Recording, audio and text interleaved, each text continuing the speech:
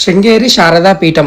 ఇక్కడికి మన 2 తెలుగు రాష్ట్రాల నుంచి ఇక్కడికి ఎలా వెళ్ళాలి, ఎక్కడ స్టే చేయాలి, మనకి ఫ్రీ ఫుడ్ ఎక్కడ ఉంటుంది, పిల్లలకు అక్షరాభ్యాసం ఎక్కడ చేయిస్తారనేది వీడియోని స్కిప్ చేయకుండా లాస్ట్ వరకు చూడండి. మీకు అర్థమయ్యేటట్టుగా నేను ఎక్స్ప్లెయిన్ చేస్తాను అనమాట. మనకి టెంపుల్ అనేది మనకి కర్ణాటకలో చిక్కమంగళూరు డిస్ట్రిక్ట్లో ఉంటుందన్నమాట.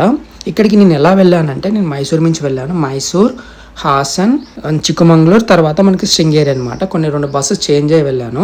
మనకి బెంగళూరు నుంచి వెళ్ళొచ్చు, లేదంటే మైసూర్ నుంచి వెళ్ళొచ్చు. కాకపోతే మనకి శృంగేరిలో రైల్వే స్టేషన్ అనేది లేదనమాట. అంటే రైల్వే కనెక్టివిటీ లేదు. మనం చిక్కమంగళూరు నుంచి వెళ్ళొచ్చు, చిక్కమంగళూరు రైల్వే కనెక్టివిటీ అనేది ఉంది.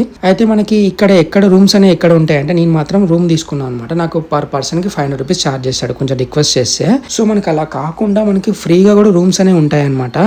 కాకపోతే నేను ఎందుకు తీసుకోలేదంటే మీకు ఎక్స్ప్లెయిన్ చేస్తాను అనమాట. మనం ఎదురుగా దాంట్లోనే నేను వెళ్ళి అడిగాను. సో సింగిల్స్కి రూమ్స్ ఇవ్వనని చెప్పారనమాట. సో మనకి అలా కొంచెం ముందుకు వచ్చిన తర్వాత మనకి ఇక్కడ మనం పేమెంట్ చేసిన తర్వాత మనకి ముందర రూమ్స్ అనే ఇస్తారు. సో మన ఫ్యామిలీతో వెళ్తే మాత్రం చాలా బాగుంటుంది. బట్ ఏంటంటే సింగిల్స్ కి రూమ్స్ ఇవ్వననేసరికి నేను కొంచెం ముందుకు వెళ్ళాను. మఠం అనేది ఉంటుంది, అక్కడ అడిగి చూడండి అని చెప్పారు. సో మనకి మఠం అనేది ఫ్రీ ఉంటుంది ఎవ్రీ టైం, ఆల్వేస్ మనం వెళ్ళొచ్చు, మనం అలా స్టే చేయొచ్చు. అది కూడా ఎక్కడో మీకు ఎక్స్ప్లెయిన్ చేస్తాను అనమాట. మనకి ఒకవేళ రూమ్స్ తీసుకోవాలనుకుంటే కనుక టెంపుల్ వారి రూమ్స్ ఇందులో ఉంటాయి అనమాట. మనకి అక్కడ మనం బిల్ పే చేసి మనం ఇక్కడికి వచ్చి మనం ఇక్కడ స్టే చేయాల్సి ఉంటుంది. సో ఎవరైనా వెళ్తే మాత్రం కొంచెం చూసుకొని వెళ్ళండి. తర్వాత ఏంటంటే, నేనేం చేశానంటే, మఠం అని చెప్పారు కదా, అది నెతుక్కుంటూ అక్కడికి వెళ్తున్నాను అనమాట. సో నేను అక్కడ కూడా స్టే చేయలేదు, ఎందుకంటే నేను కొంచెం వెళ్ళడమే, మనం కొన్ని గ్యాజెట్స్ తోటి లగేజ్ తోటి వెళ్ళాము. నైట్ టైం వచ్చాము ఇక్కడికి. సో దానివల్ల కొంచెం గ్యాజెట్స్ ఏమన్నా పోతాయన్న భయంతో నేను అక్కడ స్టే చేయలేదు. మనకి ఎదురుగా చెప్పల్ స్టాండ్ ఉంటుంది అనమాట, ఫుట్వేర్. దాని ఎదురుగానే మనకి మఠం అనేది ఉంటుంది. ఇప్పుడు నా బ్యాక్గ్రౌండ్ ఉంది కదా, అదే మనకి మఠం లోపల దారి అనమాట. ఏ 1 రూపీ కూడా ఛార్జ్ తీసుకోరు. మనకి ఫ్రీ ఆఫ్ కాస్ట్లో మనకి వాళ్ళే ఏమంటారు, చేపలు ప్రొవైడ్ చేస్తారు, తర్వాత బెడ్స్ ఉంటాయి, ఫ్యాన్స్ ఉంటాయి. చాలా బాగుంటుంది అనమాట. మనం ఏ 1 రూపాయి కూడా మనకి కట్టాల్సిన అవసరం లేదు, అంత బాగుంటుంది. అంకుల్ని అడిగాను వీడియో తీసుకొచ్చంటే తీసుకొచ్చమ్మా అని చెప్పారు. మీకు కూడా చూపిస్తారా అండి. మనకి ఇదే అనమాట మఠం అనేది. ఇందులో మొత్తం కూడా మనకి ఓన్ సైడ్ మొత్తం బెడ్స్ అనేవి ఉంటాయి, అంటే పిల్లోస్, తర్వాత బెడ్షీట్స్ అనేవి ఉంటాయి. మనం కింద మనం పడుకోవచ్చు. తర్వాత కొన్ని అంటే మనకి మంచాలు ఉన్నాయి, వాళ్ళు మనకి ఫాముల వారికి అనుకుంటా మంచాలు అనేవి, అవి కూడా ప్రెసెంట్ ఖాళీగానే ఉన్నాయి. ఇది అనమాట మఠం అనేది. సో ఎవరైనా వెళ్తే ఫ్రీగా ఇక్కడ స్టే చేయొచ్చు. కాకపోతే ఫ్యామిలీతో వెళ్ళినప్పుడు స్టే చేయొచ్చు. మనం సింగిల్గా వెళ్ళాను కదా, నా దగ్గర కొన్ని గ్యాడ్జెట్స్ ఉన్నాయి, లగేజెస్ ఉన్నాయి. అందులో కొన్ని కొంచెం చాలా టైర్డ్ అయ్యి వెళ్ళాను అనమాట. బస్ జర్నీలో కొంచెం సఫర్ అయ్యాను. అందువల్ల నేను ఇది ప్రిఫర్ చేయలేదన్నమాట. వేరే వాళ్ళకైతే ది బెస్ట్ చాయిస్ అని చెప్పొచ్చు. అయితే మనము చూడు, ఇక్కడ ఎంతమంది అయినా మనకి స్టే చేయొచ్చు అనమాట. దీనికి మనకి నాకు తెలిసి నాన్నైతే ఏం అడగలేదు స్టే చేస్తా అంటే. వెళ్ళి మనము సిగ్నేచర్ ఏమో ప్రొసీజర్ అయిపోయి మనం వెళ్ళి మనం రెస్ట్ తీసుకోవచ్చు. అట్లా మనకి అమౌంట్ అనేది మాత్రం ఏమీ ఛార్జ్ చేయరు. అలా అయితే చూసుకున్న తర్వాత నేను కూడా మళ్ళీ కొంచెం బయటకు వచ్చేసాను, టెంపుల్లోకి వెళ్దామని చెప్పేసి అట్లా బై వాక్ వెళ్తున్నాను. సో మనకి ఇక్కడ టెంపుల్ ఏంటి ప్రత్యేకత అంటే కనుక, ఇది 14th సెంచరీ టెంపుల్. ఇది మనకి విజయనగర రాజులు అప్పుడు వారి కాలంలో నిర్మించినటువంటి టెంపుల్ అనమాట.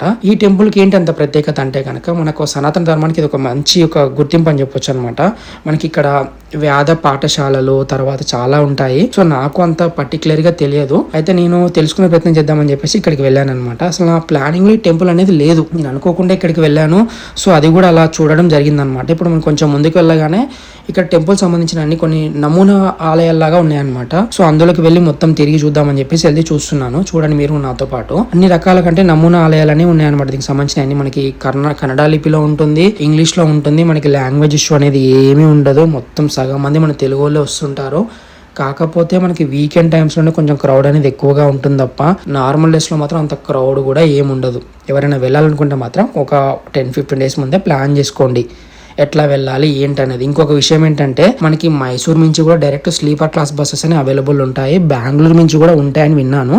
సో నేను బెంగళూరు అయితే వెళ్ళలేదబ్బా. ఇంకోటి ఏంటంటే, అలా మనకి అయితే ఇప్పుడు మనకి డౌట్ ఏం క్లియర్ అయింది, మనకి ఒక ఫ్రీగా స్టే అనేది క్లియర్ అయిపోయింది కదా. సో మనకి ఒక స్వామి కలిసాడు, హాయ్ అంటే మనం కూడా హాయ్ అన్నాం అనమాట. అలా ముందుకు వచ్చేసాను. ముందుకు వచ్చిన తర్వాత టెంపుల్ లోకి ఎంట్రన్స్ అనమాట. ఇది టెంపుల్ చాలా విశాలంగా చాలా పెద్దగా ఉంటుంది. ఇప్పుడు మనం చూసే టెంపుల్ వచ్చేసి మనకి విద్యాశంకర ఆలయం ఏదో ఉంటుంది అనమాట. అది లోపల శివుడు ఉంటాడు. లోపలికి మొబైల్ అనేది అలౌ చేయరు, అది లాస్ట్ లో డిస్కస్ చేద్దాము. అలా కొంచెం ముందుకు వెళ్లే కొద్దీ మనకి ఇక్కడ ఏముంటాయంటే, మనకి 2 ఏనుగులు ఉంటాయి అనమాట.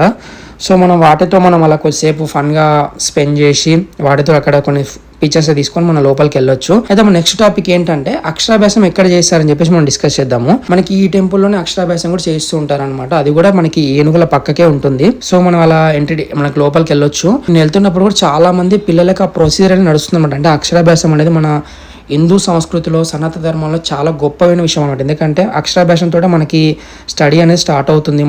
మనకు అదొక లైఫ్ లో ఒక గొప్ప కార్యక్రమం చెప్పొచ్చు అనమాట మనకి. సో అలా మనకి కొంచెం ముందుకు వెళ్ళగానే మనకి ఆ ప్రొసీజర్ అనేది ఉంటుంది. అయితే నేను వెళ్ళినప్పుడు కూడా ఇక్కడ చాలా మంది పిల్లలు ఉన్నారు. ప్రొసీజర్ అంటే మనకి మంత్రాలు చదువుతున్నారు. నేను ఎవరిని డిస్టర్బ్ చేయలేదు. ఇక్కడ కూడా నేను వీడియో తీసుకోవచ్చు అని చెప్పి అయ్య గారిని అడగడం జరిగింది. ఆయన అయ్య గారు తీసుకోవచ్చు అని చెప్పారు. సో అలా ఎవరిని డిస్టర్బ్ చేయకుండా నా పని నేను చేసుకుంటూ వీడియో తీసుకుంటున్నాను అనమాట. మనకి పెద్ద అయ్య గారు మనకి మంత్రాలు చదువుతున్నారు. అలా వాళ్ళ పేరెంట్స్ వాళ్ళని అట్లా ఏమంటారు మనకి బియ్యంలో అక్షరాలు రాయిస్తున్నారు అనమాట. మనకి ఇక్కడ అక్షరాభ్యాసం అనేది ఇక్కడ చేస్తుంటారు.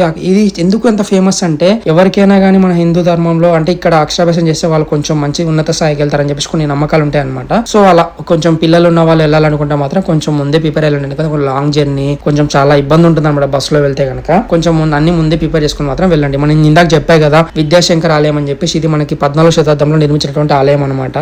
ఈ ఆలయం అనేది ద్రావిడ మరియు హొయసల రాజుల ఆర్కిటెక్చర్ అంటే ఆ కాలం నాటి ఆర్కిటెక్చర్ మనకి ప్రతిబింబిస్తుంది అనమాట. చాలా బాగుంటుంది ఆలయం అనేది.